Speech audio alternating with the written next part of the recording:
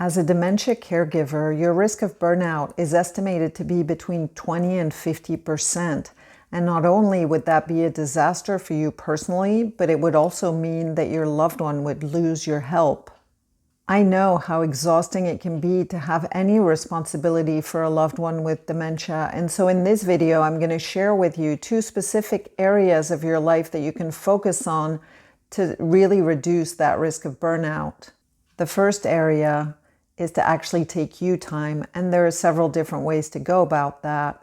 And things might be different whether your loved one with dementia is actually living with you or not, and so feel free to adjust my recommendations so that they suit your needs. So there might be respite care programs near you, or you might have family or friends who are happy to give you a helping hand. I know it might feel like we're alone when we're a dementia caregiver, but we're really never as alone as we think. And I also know that it might seem like the hardest thing to ask for help for some of you. Asking for help is actually an act of care for you and for your loved one. And taking time for yourself when you do that, you're not being selfish at all. You're just doing something for yourself, filling your own cup so that you have more to give to your loved one. And our brains have this crazy way of making things look much more negative when we're tired, stressed, or overwhelmed, which are actually staples of your life as a dementia caregiver. So if you're caring for your loved one with dementia, your first task is to actually take 5 minutes right now if you can, and just follow your breath. If you're able to, pause this video and take the 5 minutes. So if you've just taken 5 minutes to breathe and follow your breath, you might notice that you're more able to think creatively. And I have a video in a previous series where I give you 5 activities that can be done in 2 minutes to lower your caregiver stress. So it should be appearing someplace on your screen right now. So when you feel a little bit less stressed, what I'd like you to do next is to actually jot down 3 names of people who you could ask for help, or who you could ask, who to ask. And if this feels hard for you, no worries. You're not actually committing to anything right now. You're just jotting down names, and that's a great first step. And so if you're ready to commit to writing down 3 names, I'd like you to hit the like button. First of all, that way I know you're going to do it, and also that might encourage other people to do it. And so when you've earned a bit of time for yourself, I really recommend that you spend some of it in a place where you can receive emotional support. Now, this could be counseling or therapy if you have that in your life, or a support group or community. It will really reduce your stress to feel seen and understood, and it'll probably change the way you see your situation. And honestly, there's not a lot more that we have the power to change when we're caregiving for a loved one with dementia.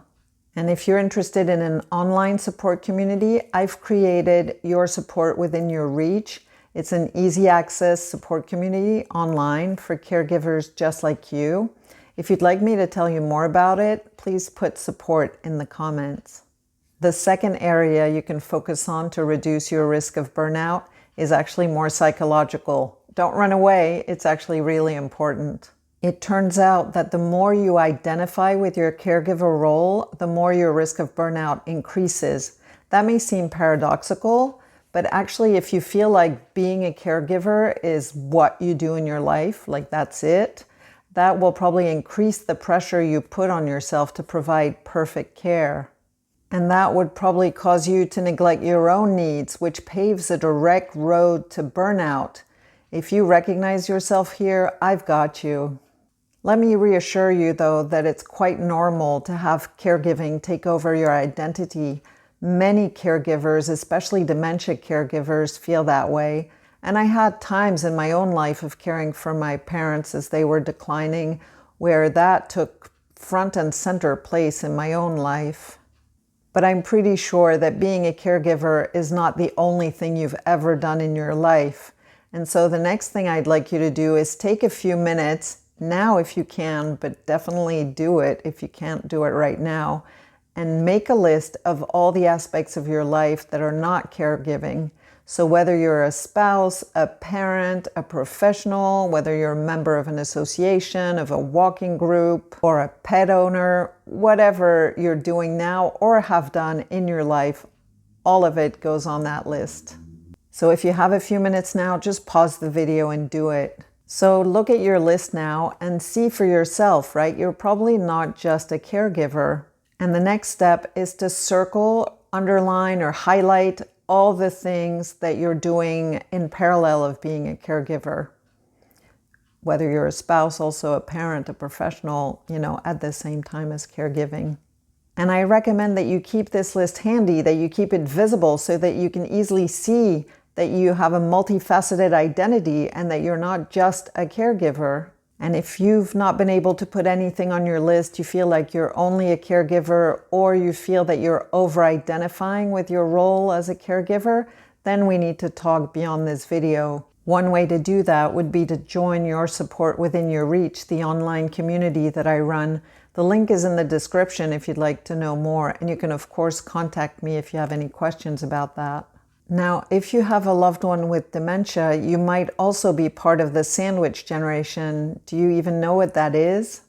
Well, there are a lot of issues that are specific to the sandwich generation that go beyond the risk of dementia caregiver burnout. In my next series of videos, I'm actually going to talk about the sandwich generation, and you can watch the first video in that series by clicking on the image on your screen, and I'll see you there.